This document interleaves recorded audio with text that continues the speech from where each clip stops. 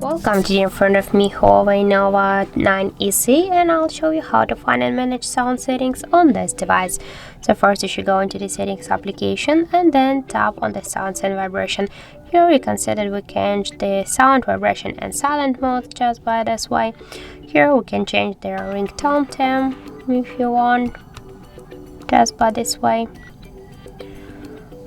And also we got here the don't disturb mode. We can turn it on or turn it off. Just set a schedule here to change the allow interruptions here. So, and also we got the volume panels. Here we can change the ringtone, message notifications, alarm, music, video, games, calls, volumes just by slide to the up, to the left, to the right, these white dots here.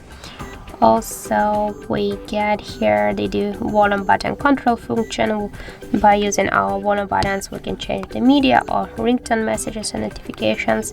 Also we can change the ringtone, message and notification sounds here, and in more settings we can enable or disable the startup sounds, the keypad tones, screen lock sounds, screenshot sounds, the screen touches, vibration when device ringing, system haptics, and also we got here the cell broadcasts. And here we can also enable or disable all of these options by click on each of the switchers by this way.